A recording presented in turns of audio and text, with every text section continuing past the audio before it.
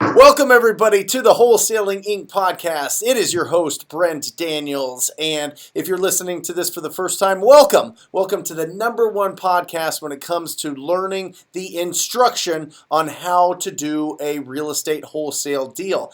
Now, today, this podcast is going to be absolutely bananas because we are going to be talking about one of my absolute favorite subjects of all time, and that is doing massive deals. Okay, I encourage everybody, if you've been listening to this podcast, if you've seen this on YouTube, you can definitely check out this interview in video form on the YouTube channel, Brent Daniels Real Estate. Check that out.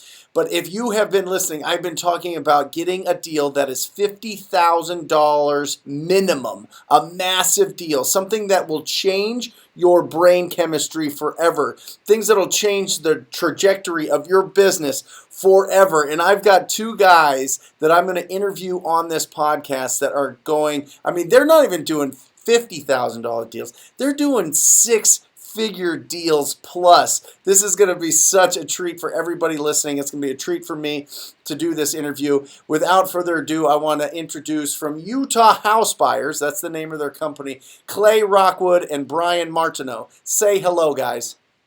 Hello. Thanks for having us. Yeah, how's it going, Brent? How you doing, I man? am doing excellent. I'm excited that you guys are on here because you blew away the private TTP Facebook group when you posted a couple weeks ago about the two deals that you guys had recently closed, and we'll get to that. But really, let's set the stage for everybody. Let's let everybody know who you guys are. You know, we've got we have an unbelievable amount of really successful professionals that are coming out of Salt Lake, you guys being up there at the top. I really want to break down how you guys work and how you guys found wholesaling. So if you would, can you take me back to the beginning? How did you guys find real estate and how did you find wholesaling as your source for finding all these awesome deals that you're doing? Yeah, great. So I'll start. So I got into real estate about 11 years ago, started as an agent. A few years after that, started flipping homes, kind of the same trajectory that I would say 90% of people go on. Was sick of paying a wholesaler, to find deals for me. So I thought, hey, I want to look into wholesaling myself as far as finding deals. So that was really what it was primarily I was focused on, was just trying to find my own deals that I could flip. Right. Then I started seeing oh my gosh, I can make way more money, way less risk, less stress by just wholesaling than I can by flipping. So that's kind of when I looked into Wholesaling Inc., found it. I knew Cody was local here in my market. Started looking into him a little bit, and I was like, well, if this guy can do it, anyone can do it. No, I'm just kidding. Cody's That's amazing. right. No, he will confess to that as well. Absolutely, yeah. Yeah. So I signed up for the program, and actually that's where I met Bryan, was at the first summit they did here in Salt Lake. Happened to sit by him, and I'll let Bryan speak to how he kind of got into it. Yeah, so I started in 2016, pretty much at the end of 2016, and I had recently acquired my real estate license here in Utah, and I quickly realized that is not the avenue that I wanted to pursue. Representing buyers and representing people that wanted to sell their properties. And then it was a podcast that I listened to with Tom Kroll, where he was on Bigger Pockets, and he mentioned this term called wholesaling, where you could actually sell a contract before you actually ever purchase the property. So that kind of got the wheels turning, and I was successful at that time. I had done 3 or 4 transactions within a matter of just a few months of representing people as traditionally. But at that point, I was like, you know what, this sucks. I don't like it. So I thought, if Tom Kroll could do it, I could do it. There you so go. At that point, I decided to take the leap, and I signed up for the course. And then a few months later, they had the Salt Lake Summit here with the Wholesaling Inc. tribe, and that's where Clay and I randomly sat by each other, and we kind of felt like we should go out to lunch, and they kind of started from there. Fantastic, yeah. It's pretty incredible. I think this podcast brought me to Wholesaling Inc. in February of 2016. Did the same for you guys, whether it be this podcast or Tom's that he did on Bigger Pockets. I mean, it's just a phenomenal way. This podcast is a great magnet to pull in like the best people out there. So if you're listening to this and you're thinking about it, you are that person for sure. But let's talk about the way. So a lot of partnerships. The way that it's structured, in my experience, is, hey, Bryan, you go find the deals, and I'm going to do the deals type of thing, right? Like, how does it work between you guys? I mean, I know. Let's go back to before you guys were really rolling with the income, when you guys were just building this thing up. Did one of you guys have the role of acquisition, the other one disposition? Like, how did you guys work, and how do you? Let's start there, and then I'll ask a further question. Yeah, I'll start. I'll just kind of back up to that. Like, when we first met, I think we soon realized we each had something to bring to the table. And that's what was really important for us in our partnership, is that Bryan, I would say, had a lot of free time. I was still really wrapped up in my real estate business, my flipping business. So I had resources, but I didn't really have the time to work all the leads. Got it. And Bryan is like, well, I have all the time in the world. Like, he's like, I'm gung ho. I just signed up for this. So that's when we quickly realized that, I could be the funding source initially for the business, and then Bryan could work all the leads. And so that's kind of how we split it up initially, that he would do the acquisitions, work the leads, and then I kind of had a network of investors, cash buyers that I'd worked with just over the years. And so that's where we started. Yeah, so I was doing mostly dispositions and he was doing acquisitions. Got it. So we initially, just to piggyback off what you were saying, initially we realized that we didn't know everything, right? And this is a new niche within the market. So we both quickly realized that we didn't know everything, but we were going to just figure it out as we went. So we started to realize what were the hats that needed to be worn. And from early on, we realized this isn't something that he's going to forever do dispositions. I'm going to forever do acquisitions. We realized, especially I read the book called The E-Myth, which is a great book on not working in your company, but working on your company. Love it. Yeah.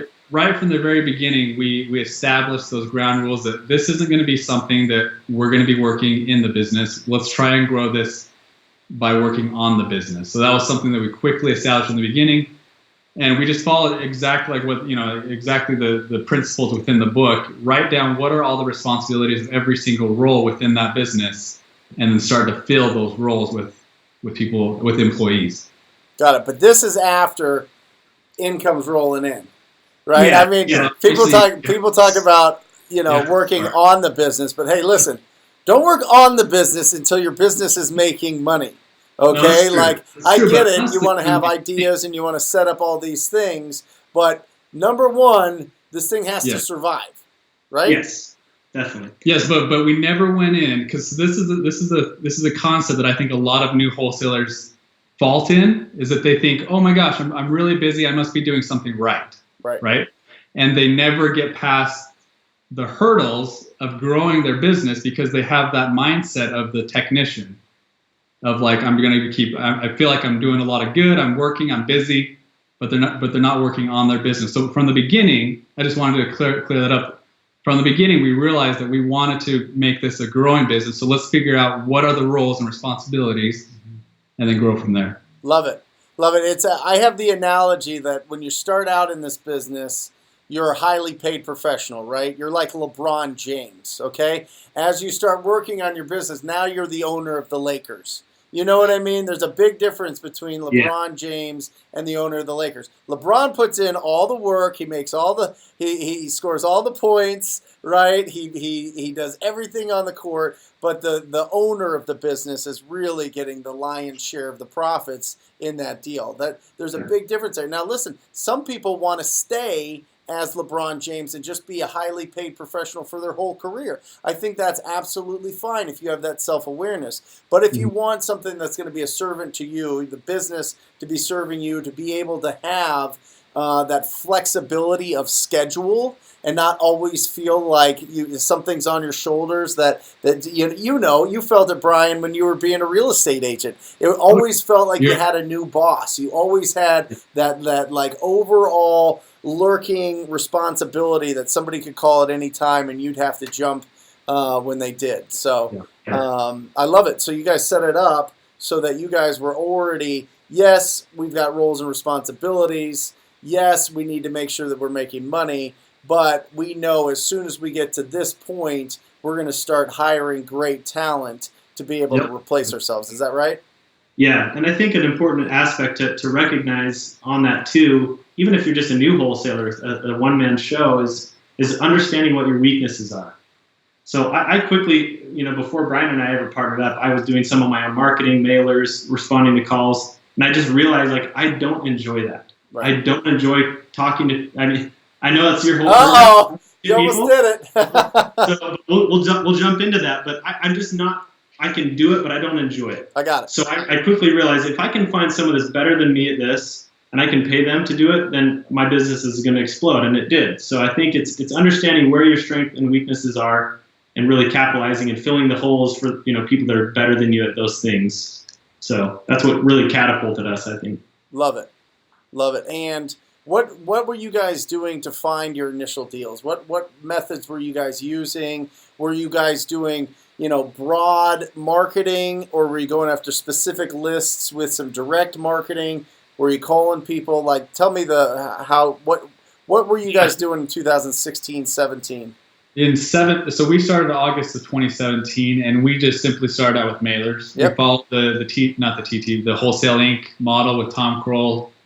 We chose those lists that he suggested, and I don't know if those lists would work anymore in this market, honestly, because it's become like really saturated in this market. But we started with those lists exactly how he said. We did, just follow the instructions on what he instructed, and then I think it was about month 3 or 4 is when we signed up for your TTP program.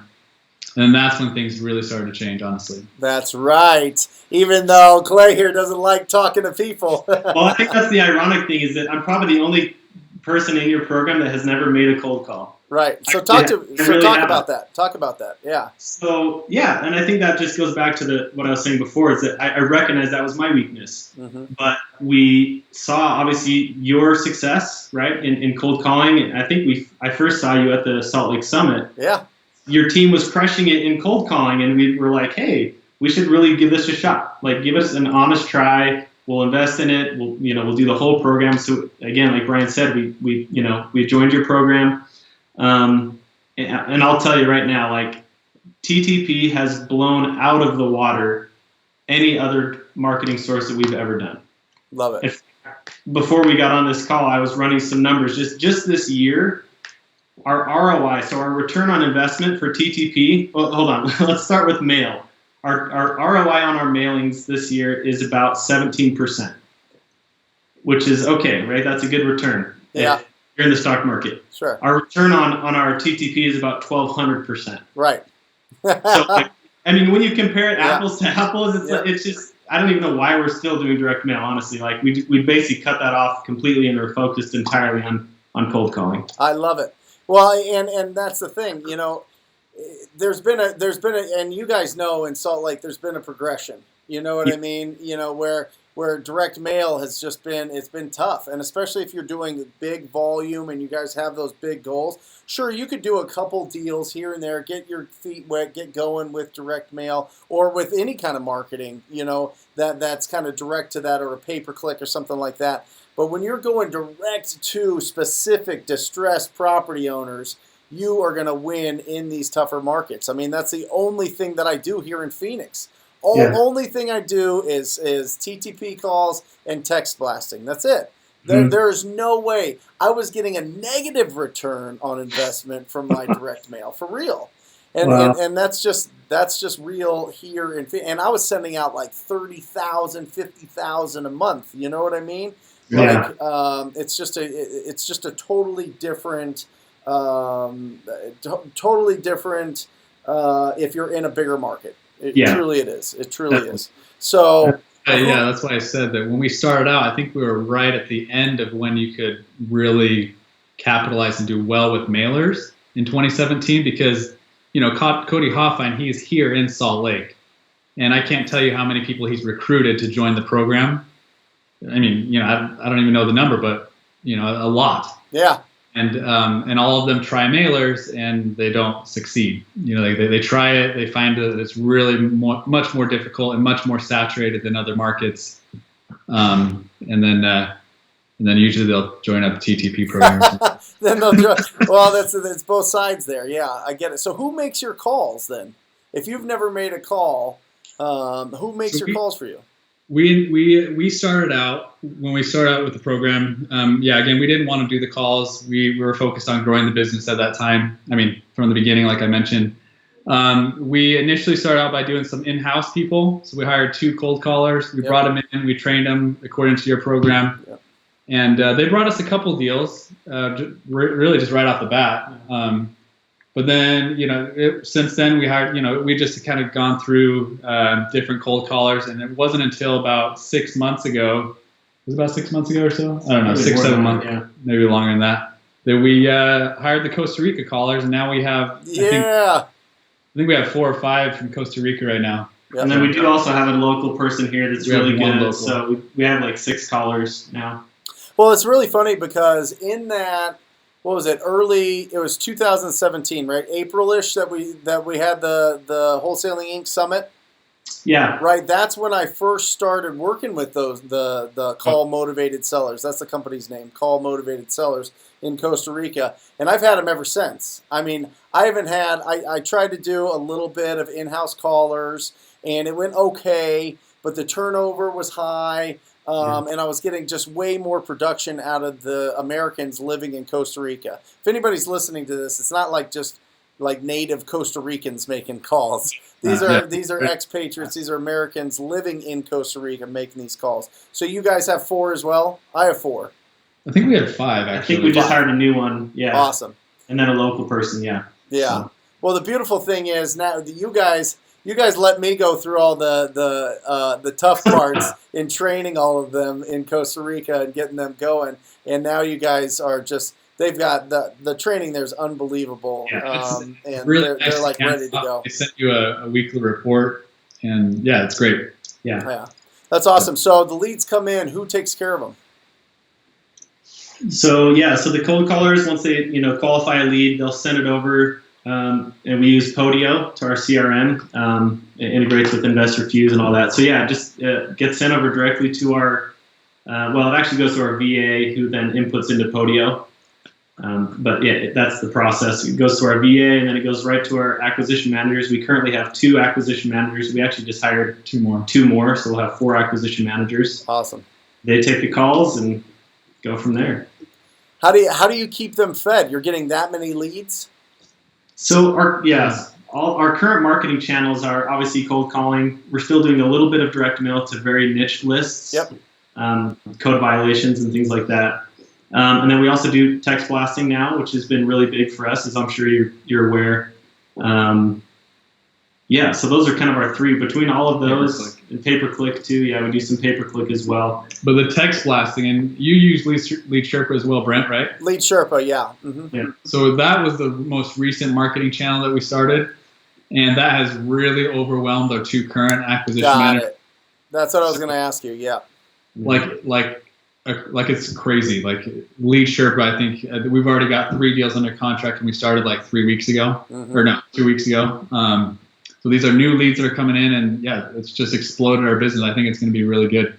Our 2 current acquisition managers, they texted us a couple weeks ago, and they said, "Hey, we're really overwhelmed. So either hire somebody new, or you guys take some of the leads or stop or something." Yeah. So anyways, there's just a need for it now. So that's why we felt the need to hire 2 more. Love it. Here's a little tip, just between us guys. Nobody's listening here. I'm telling you, get every piece of vacant land that you can in town, around town, the little bubble, 30 minutes from downtown, 45 minutes from downtown, and start text blasting those people. And calling them, obviously. Yeah. I am telling you, it's ridiculous. And by the way, do small lists because the response on it is crazy, and your people are like, everybody's saying yes, so they gotta like keep texting, getting them on the phone. Like, you want to keep them busy and get some really smoking deals nobody's messing with. That's good. Yeah, we'll keep you updated on that. Yeah.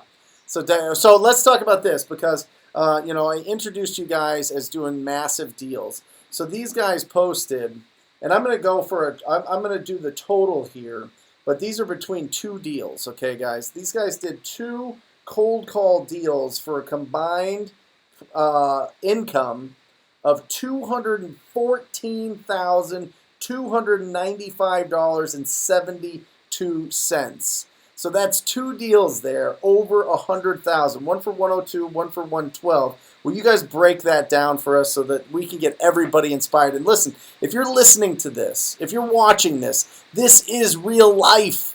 This is real life, guys. People are doing 6-figure deals, and it changes it changes everything financially for you. So, guys, please tell me what list, tell me what happened here, tell me how you make such a big profit on not 1, but 2 deals.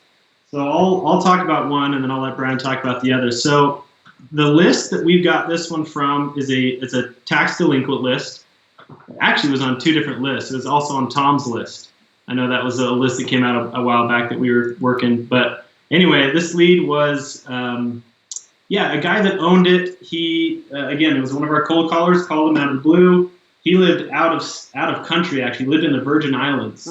Just inherited this property from like his grandpa and his dad and things like this. Just was kind of had it as a rental, didn't really want it anymore.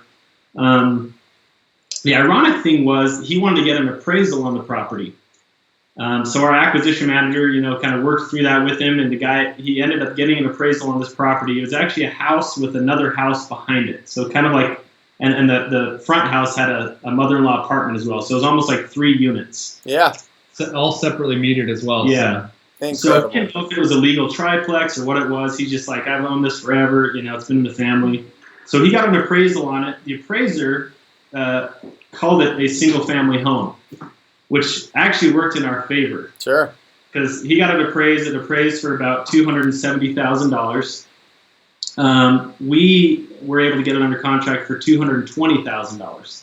So an interesting thing here is, just to point out, even if someone gets an appraisal, it doesn't mean that's the price they're going to take, or that they, that's not their rock bottom price. Mm-hmm. So our particular acquisition guy is just really good at getting rock bottom price. So he was able to get $50,000 under the appraised price. And we knew, or at least we hoped, that this would be a legal triplex. So we did a little research even before closing on it. Called the city, said, hey, is this a legal triplex? Is it a single, what is it classified as? Yeah. What's the process of converting this to a triplex? So we did a lot of kind of upfront work on this deal before we decided to move forward with it. And we actually ended up purchasing it ourselves because we knew there was such a big spread. So once we closed on it, we used hard money, just got a hard money loan, closed on the property, and we actually just listed it on the MLS. Love it. Didn't really do anything, like change locks, and that's about it. And put it on the MLS, sold it a few days later for $350,000. And so, after all the hard money costs and everything, we netted, just over $112,000 on this. Incredible. And this came from a tax delinquent. Where do you get your tax delinquent list? So it's county records.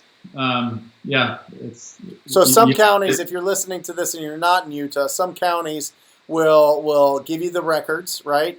Typically, you have to go to the treasurer's office. Mm-hmm. Is it the same with you? Did you guys get it from the treasurer's office? Here, it's all online. Actually, for most counties, you can access all that online. Love it. And then but you can find it. The Tom Kroll list was bad credit, older bad credit, right?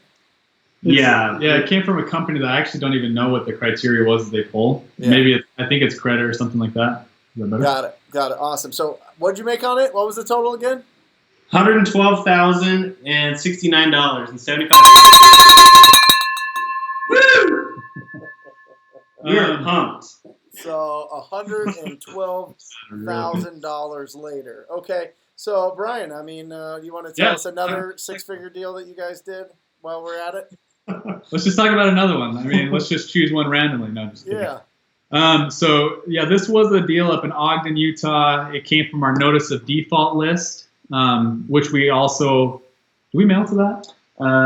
Yeah, we do mail to that. I think we mailed to that. But this one came from one of our cold callers. We have this list updated daily by our virtual assistant, and they pump in the phone numbers into the Mojo dialing system, and then we have a cold caller that calls them. Sometimes it's three of them for the day. Sometimes it's 30. So I don't know how I don't know the logistics of how they come through, but somehow we're able to call them. But anyways, this was a notice of default list, and our cold caller, really great with the notes, put a lot of detailed notes about it, sent it over, and our acquisition guy ended up getting under contract for $181,155. And it seemed like actually a decent deal at the time. It seemed like, okay, well, we're going to make something on this, definitely. Because again, this is a triplex, another triplex. Yeah, another triplex. So we ended up blasting it out to our cash buyers list, and the highest offer that came in was at $220,000. So we would have made $38,045 or something like that. Yep. And we ended up deciding. We ended up deciding to assign it to him. He ended up backing out after he deposited his earnest money. Yep. And it was okay with us. In fact, after we assigned it to him, we were actually hoping that it wasn't going to work out because we realized we were leaving a lot of money on the table. Mm-hmm.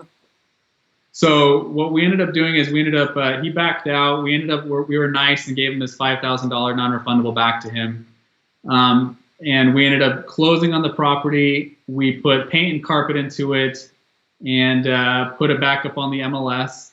It got bid up, we put it for $290,000 and it got bid up to $310,000.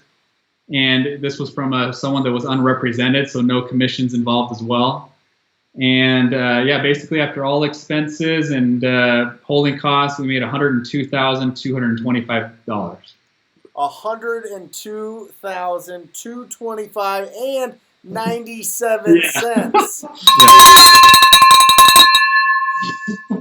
So the thing that I liked about this deal was we weighed the options before we closed on the property. And I know that a lot of people were like, well, you put time and energy into it. Sometimes it's easier to just assign a property and get paid. Right. But if you think about that spread from $38,000 to $102,000 to put paint and carpet into a property and then put it back up on the MLS, you weigh the options and it's worth it, right? Yeah. And you guys, it's really interesting that you guys are bringing this up because there are other options besides just wholesaling. Now, listen, if you don't have the financial means, if you don't want to get hard money, if you feel like that's a little bit too risky, if you don't feel like you really understand the market as well as these two guys and understand that there's more juice to squeeze there, I totally get it. Wholesale until you build up that experience level to where you know what a deal, like when we start out in this business, deal or no deal is the toughest question. The second part is how big of a deal is it? Is the second is that experience part, right? It also boils down to your time and energy, right? Because we wouldn't want to be flipping 20 properties at once because then your time and energy is spent and then you're not focused on your wholesaling part of your business. Yep. You're probably losing out on deals because your energy and time is spent on other things, right? Yep. So it really comes down to like, what do you want to do? Do you want to spend all of your time and energy rehabbing 5, 6, 7 properties at a time? Yep. Or do you want to just build a team that's scalable with wholesaling and have it automated? Yeah, that is something to point out. Yeah, like as a newbie, we weren't doing this. We weren't closing on all the property. We were simply wholesaling until we were able to build up, do more and more deals, get enough money in the bank to where we felt comfortable and we had the infrastructure of our team to say, okay, let's cherry pick these deals that we think we can, make a lot more money by closing on. So yeah, so I would say you work up to that, like you said.